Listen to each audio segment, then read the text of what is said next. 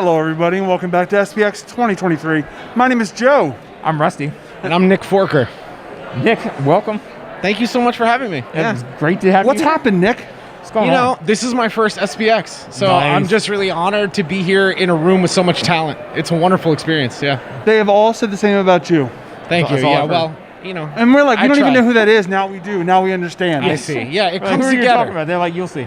Oh, you will see. Yeah. And here we are. What brings you to we SPX? Time reveals all. Well, I started making comics during quarantine, like so many of us, and I did one book a month last year in 2022, and now in 2023, it's time to get those books into people's hands. Yeah. So I've been doing fairs. I did Mocha, I did TCAF. I would have loved to done Cab, but that's no longer. And here I am at the best fair. I don't, everyone says. You can only judge it afterwards. Okay, fair enough. But I'm But here at spoiler, this yes. at this comics mecca, Sure. and it's my first time, and I'm just here to pass the comics around and see what people think. That's the beauty of it. So it's one thing to start making comics. It's another thing to say, I'm going to make a book a month. What made you cross into that? I feel like when I do something, if I'm going to do it, I'm going to go all in. So I wanted to just jump in the deep end and see if I could swim. A monthly book was something that most publishing houses would do, and they Yep. do multiple titles, and I wanted to see if I had the minerals, see what I was capable of. It was all about testing. It was a test myself, moment. Did you pass? I think so. I put out So one book a month from when I started in February to November, and then in December I published one of my students' comics. Oh, wow. So it was a success, yeah. And you're writing and drawing? Yeah, writing, drawing, coloring, editing. One-man show. Wow. Yeah, doing it all. Yeah, it's been impressive. fun. What was the hardest part about keeping it monthly? Keeping which? Like doing the book monthly. What was the hardest Oh, part? the hardest part about a monthly book, I think it's just getting it done.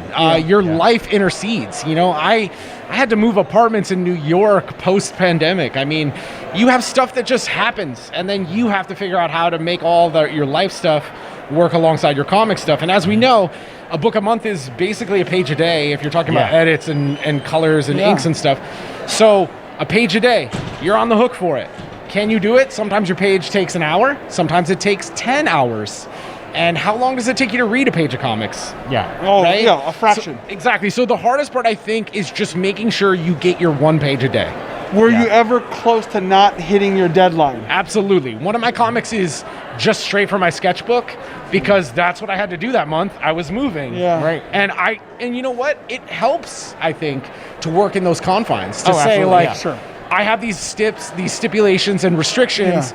I got to make it work. So what am I capable of within this Yeah, in you this can zone? flex different creative muscles doing that. Yeah. I would also assume that it really helps defeat any sense of perfectionism. That's a good point, yeah, and well observed. Yeah, I think that it helps you loosen up. You realize that the most important comic is the one you're working on. You kind of instantly forget the one you put out.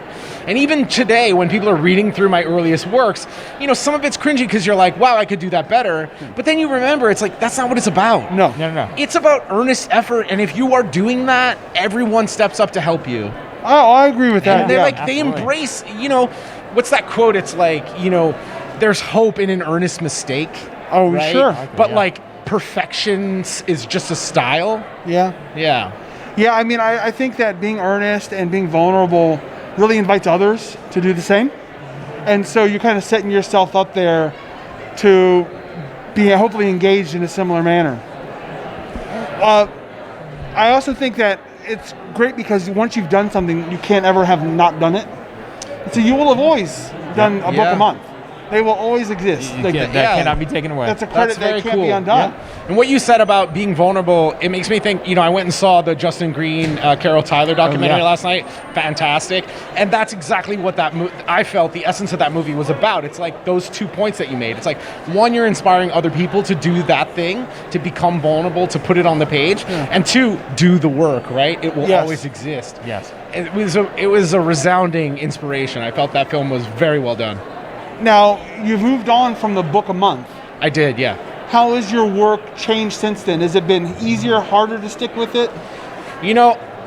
When I finished my book a month, I then moved in with a new partner. So living with someone has challenged my output. But I will say that the output that I've made, which I put out 2 comics and an activity book, which I brought here to show. Excellent. Yeah.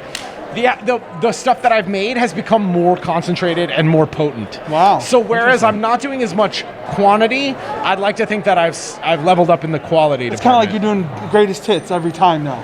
Yeah, it's just distilled, right? Yeah. It's like more concentrated. You can see it on the page. It's like the ideas that I was expressing over many comics have now become concentrated into 1 or 2. I would also, because this is still pretty early on in you making comics at all. Absolutely. I would assume that by doing so much comics work, you now have a better idea of what you enjoy, what you probably don't want to engage with, because just doesn't engage. You're not staying into it. You're finding yourself falling away from it, and so you probably have so much more experience now because you're bringing yourself through this machine. That's fair. I certainly, the first year was all about discovery. It was like, I love this medium. And just coming to it at this age, which I'm in my 40s now, coming to it at this age, I'm not going to lie, I felt like I had to play a bit of catch up. But that's all part of the mix that went into that effort.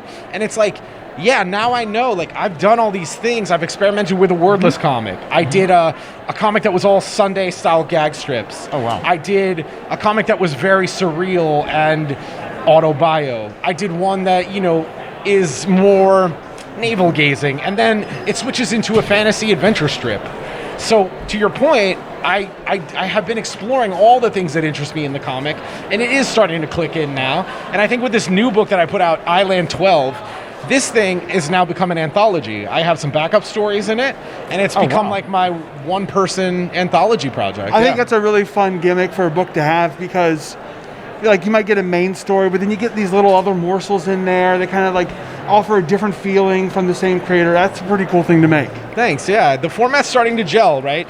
I'll offer up like a one page gag strip that'll revisit these characters, Sniffles and Toots, for instance, and then as a reward for reading the whole comic, I'll add another 1-page gag on the backside. Yeah, and then I do a little note to my artist here. What pen is that feature? I mean, we're always asking what pen is that. Yeah, what brush do you use? What brush is that? I'm sure there are many comparisons, but it reminds me of Evan Dorkin's Dork. Yeah. Because that's a it good was just like comparison. this one-man funhouse of all these ideas, these formats, inklings he would have, the short stories, gag pages, and it was really amazing to see all of these different ideas and formats kind of put through the same person's prism. Oh, and that's it was very really cool. neat to see all of that. That's what that reminds me of. I mean, what an honor to be, compared to Evan. And honestly, with my last name being Forker, I can empathize a little bit. Oh, yeah. I have this personal theory that, like, cartoonists are born from having goofy names. Oh, yeah, That's one of the parts of the recipe, right? Sure. If you go Dick Sprang, it just, like, keeps going. Yeah. Like, Ed Piskor. There's hundreds of cartoonists you can pull.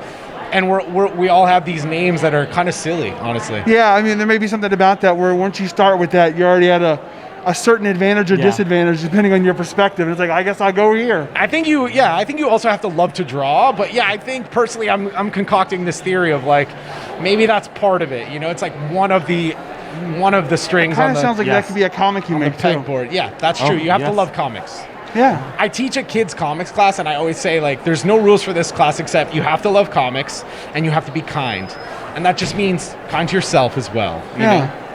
What have you learned about your own comics by trying to teach these kids comics? That's a great question. I've learned a lot about my own comics in that interacting with kids and the way their minds make connections is pretty fascinating because it's not affected as much by late stage capitalism. They're not thinking like, oh, I also have to sell this, No. They're just putting their wild ideas on the page, and that kind of reckless abandon is really inspiring. They don't have the same preconceptions. Yeah, no limitations. They don't have the same expectations. Yep. And they don't have the same, for lack of a better term, scars that Yeah. everybody accumulates. Exactly. They're not afraid of it. They don't know if it's good or bad, and they don't care, and they're not afraid to just put their ideas on the page. And some of them are wild and really inspiring. Yeah, very, like, it's direct connection to consciousness, honestly. Yeah. I mean, there's almost no filter at all. That's why kids' art is the best art, in my opinion. That's amazing. I love it. And so what was your other book? Oh, yeah. Let's go here. So this book is called Make Yourself a Hero, and I actually made this for the kids. Oh. So this started as a lesson that I would do with them, and essentially it's kind of like a D&D meets Mad Libs kind of thing. You roll a die for each page, and you get a character. trait rather. You get one trait per page until you get to the end, and then you have a fully developed character. That's so super cool. fun. And so like I'll do it at the table. I'll have people come up and I'll be like, roll the die. Okay, you're a lion, and then roll the die again. You're a blacksmith, and you have a key of opening, and your familiar is an eel, and it just like goes on and on. You have superpowers and That's delightful. and origin That's so story fun. and stuff. Yeah, it's so fun.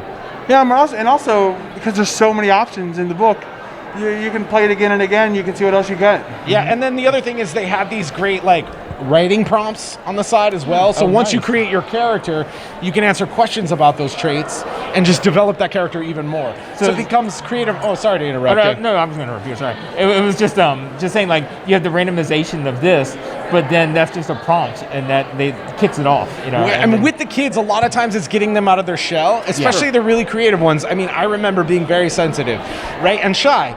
But you give them something tactile to do, and it lowers that shield. And then you just give them prompts. It's really straightforward. You get a number, you match it, you write it down, and then that slowly they start to come out of their shell.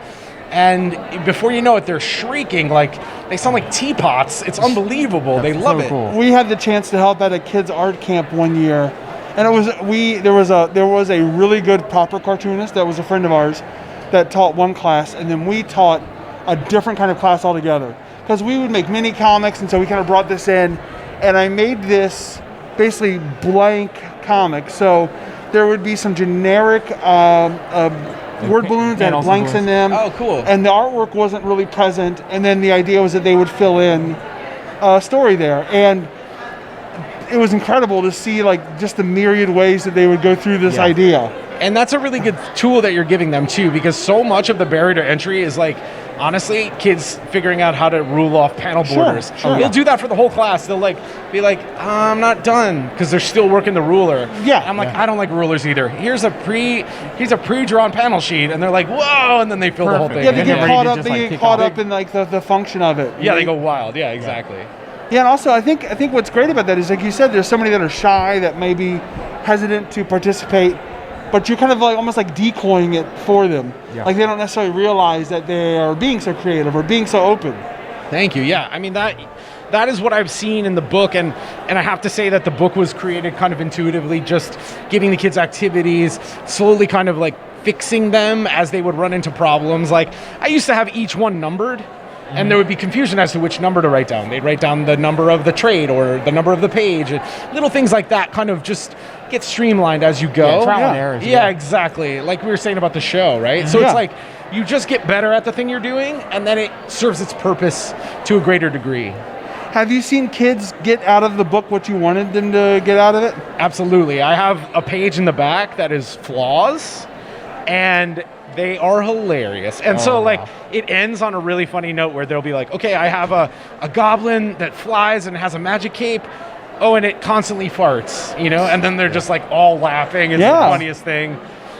The kids at that age, like it's the mic drop moment, right? Right at the end. So fun. Now, Nick, before we let you go, Yeah.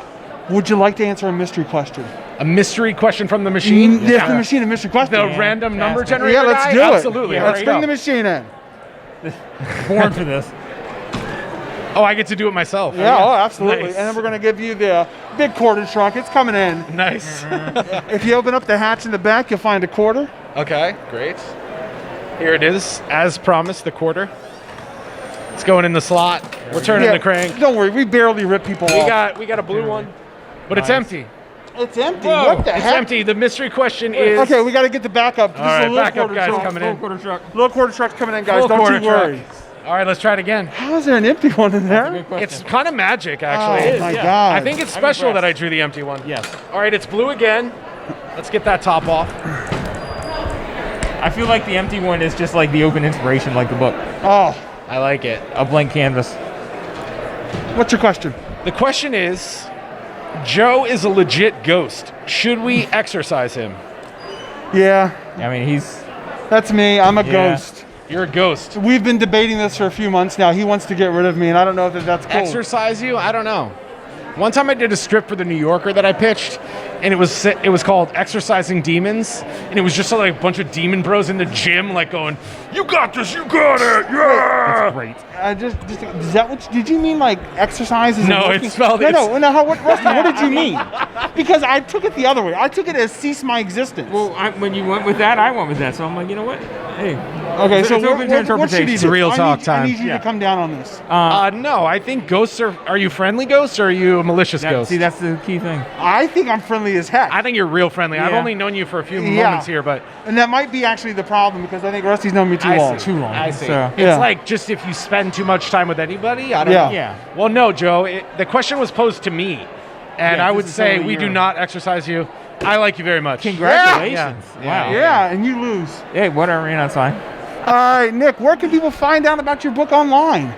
NickForker.com. Actually, it's even better if you go to my Instagram, Yeah. which is just my full name, Nicholas Forker. Okay. But there's an H in there, so yeah. Nicholas with an H. No problem. It'll be on the screen. We'll have No it typed problem. out all fancy. Oh wow, Perfect. cool! Oh yeah, we're gonna like do tech. amazing things. Yeah, yeah. After the Amazing fact. things we're future. doing in this podcast. It's gonna blow their goddamn And then minds. where are you two located? Like where are you based out of?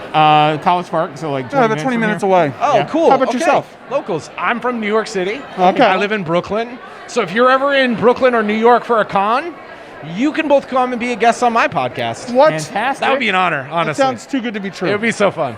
So Excellent. is your podcast linked off of your Well, sites? we've only just begun recording episodes, Okay. so we haven't released it yet. It's very hush-hush. Actually, I probably shouldn't even have said anything. I didn't want to say anything. But You're you know what? ruining it. I'm happy to little give tease. the SPX exclusive We to appreciate Joe it. and Rusty. Yeah, Well, and also, you That's know what? amazing. This kind of helps ensure that you'll do it. yeah, exactly right. Yeah, keep You know, yourself accountable. That's Yep. a really good point. You know, I just want to say one last thing before I Please. go. Yeah. The cover for this was done by Stephen Arnold, who did Perry Midlife. And if I didn't get guest artists to do the covers, I probably wouldn't have made this book, honestly. Wow. Wow. That was the trick on that last yard, you know, in the second year. Oh, yeah. And I was honored to have also a cover by Josh Bayer. Oh, if you know Josh fantastic. Bayer, he did Yeah. number 11. Oh, it's fire. Anyway, to your point, right? It's Yeah. like, if I wouldn't have said it, maybe we wouldn't have done it. Right. Yeah. The same with the book. It's like you get guest people to do your covers, and then All you're of on a sudden, then you're you're on the owe hook. them. You've got to Yeah. deliver, and then the book gets better because you're like, I want to really do this cover proud. You know? Yeah, for sure. Yeah. And I want to do the book now because he's made this amazing piece of Yeah, art. right. Exactly It's right. I've got to The print it book has somehow. to happen. I got to yeah. step this book up. Well, thank you It again. was really great to meet you Yeah, it both. was Thank awesome. you so Good much to for meet having you. me. And It's an enjoy honor. the rest of your first SPX. Thank you so much. Yeah, I got in off the wait list. It's a miracle. Perfect. Love it. Congratulations. Love comics. Thank you guys. Bye, everybody. Thanks.